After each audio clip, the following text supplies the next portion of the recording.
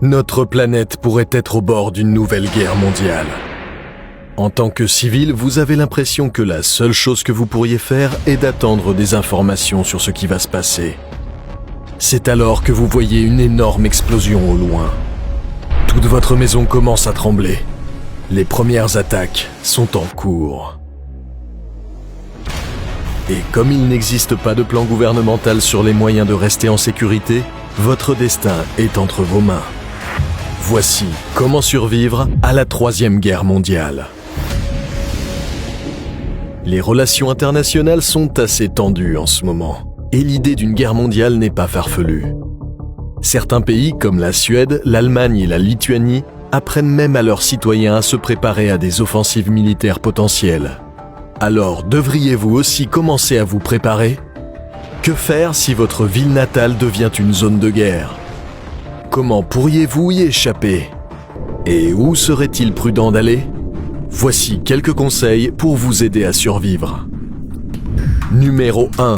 Préparez-vous au désastre. Certaines personnes peuvent penser que vous êtes fou, mais il n'est jamais trop tôt pour anticiper l'état d'urgence. Vous aurez besoin d'un kit de survie. Il n'est pas nécessaire qu'il soit trop compliqué. Il suffit de disposer de quelques fournitures de base dans un sac ou un récipient facile à transporter. Vous devez avoir de l'eau, des aliments non périssables, une trousse de premiers soins, les médicaments essentiels et des outils à multiples emplois. Une fois que vous avez constitué votre kit, commencez à élaborer un plan d'urgence. Discutez de vos lieux de réunion d'urgence en cas d'attaque. Décidez des endroits sûrs et familiers où votre famille peut se rendre pour se protéger ou se réunir. Et assurez-vous de mettre en pratique ce plan d'urgence. Il sera très facile d'en oublier tous les détails lors de la panique générale. Et cela nous amène à notre prochain point. Numéro 2.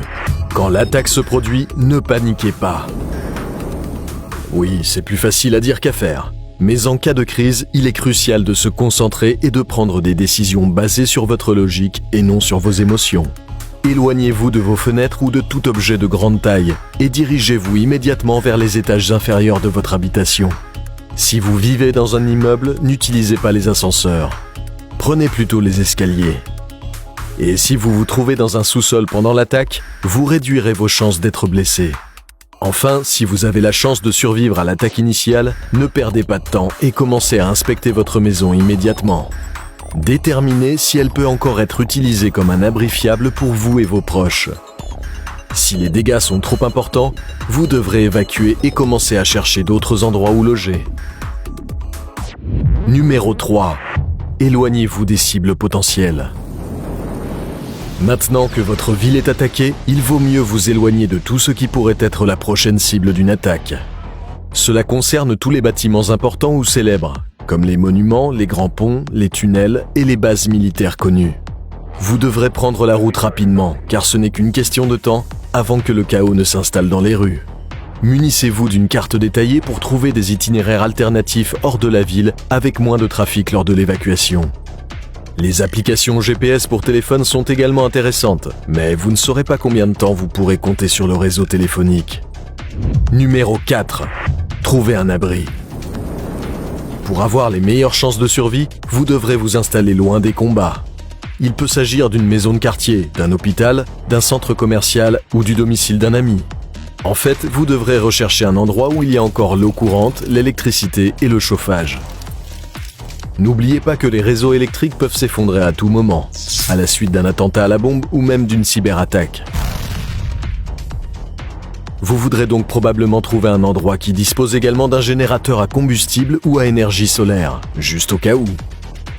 Numéro 5. Préparez-vous à la guerre nucléaire. Si une guerre mondiale éclate à notre époque, des armes nucléaires seront probablement utilisées. Et ça complique vraiment le bon déroulement de votre plan d'urgence. Si vous êtes témoin d'une explosion nucléaire, la première chose à faire est de vous mettre derrière une barrière au cas où l'onde de choc viendrait vers vous. Ensuite, vous devrez rapidement trouver un abri fermé.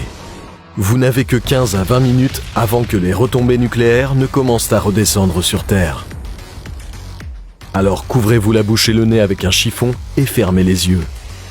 Oui, cela peut rendre plus difficile la recherche d'un abri, mais cela vous protégera des éventuelles retombées nucléaires.